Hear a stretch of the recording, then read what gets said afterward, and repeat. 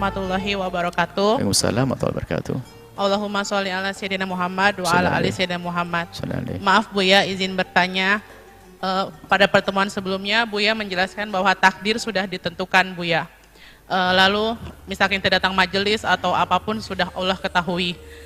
Tadi Buya menjelaskan rizki juga sudah ditentukan Buya. Tinggal kita mau ngambil cara yang halal atau cara yang haram. Nah, cara yang halal atau yang haram itu sudah ditentukan atau belum Buya? Atau kita yang menentukan? Terima kasih Buya. Ketahuilah bahwa ketentuan mutlak dari Allah. Allah yang menentukan. Jadi Anda mengambil dengan cara yang halal itu sudah ditentukan oleh Allah. Dan seseorang mengambil dengan cara yang haram sudah ditentukan oleh Allah. Cuman sebelum ada ketentuan ini, ada ketentuan yang lain lagi. Sebelum seseorang mengambil langkah, lihat. Langkah Anda jam 12, Anda mengambil rizki dengan cara yang halal. Yang satu, jam 12 siang mengambil rizki dengan cara yang haram. Jam 12. Itu sudah ditentukan bahwasanya si fulan itu mengambil yang haram, sudah Allah sudah tahu, sudah ditentukan. Tapi sebelum jam 12 ada waktu juga.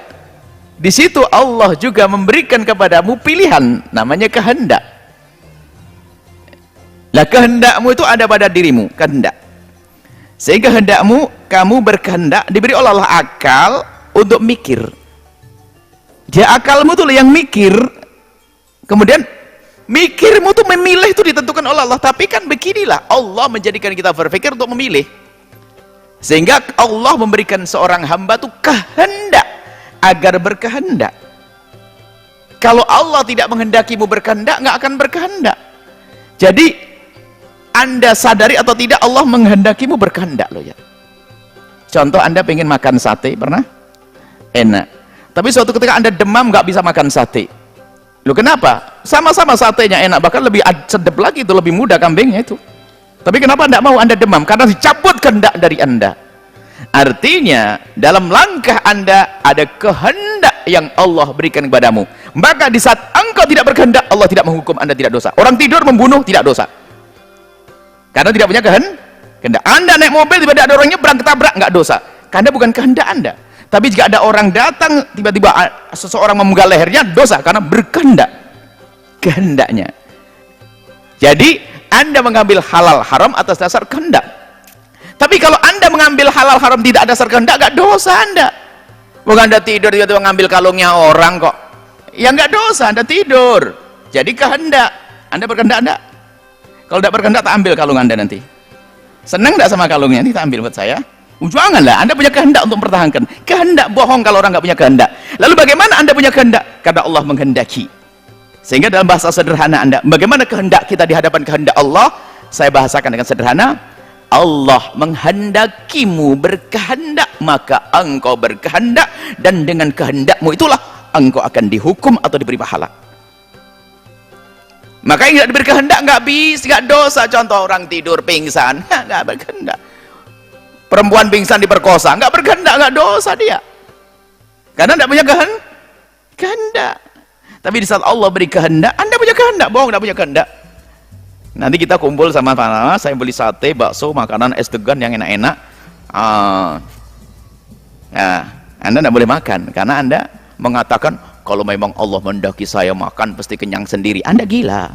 Anda gerakkan tangan Anda kan punya kehendak, pengen kehendak.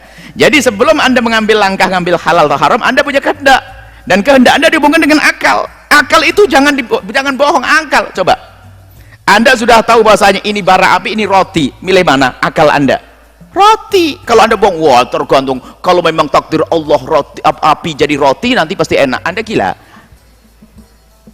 Bohong kalau tidak ada kehendak, bohong. Ada semuanya di hadapan kita. Nah, kehendakmu, akalmu, ada syariat. Makanya jika engkau menggunakan kehendakmu sesuai dengan petunjuk syariat, kau gunakan akalmu untuk memahami syariat, maka benar, ngambillah yang halal, karena saya kenal surga. Coba yang enggak menggunakan syariat, pakai akal saja, yang penting aku untung, kan begitu. Nah, tidak kenal syariat, maka akal membaca syariat. Syariat mengatakan haram jangan, maka saya tidak ambil. Lalu karena kiri tidak boleh saya ambil, saya ngambil kanan, dapat sama 10 juta. Kalau kiri juga sama seperti maling nyolong 10 juta dia. Cuman caranya haram. Jadi nah, semuanya ini juga dikehendak. Waktu Anda berpikir dikehendaki oleh Allah. Cuman kalau Anda bicara kehendak Allah, habis semuanya dikehendaki oleh Allah dan masuk takdir Allah. Cuman kalau kita membacanya jangan sok jadi Tuhan. Yang tahu bahwasanya apa yang terjadi setelah ini Allah, jangan sok tahu.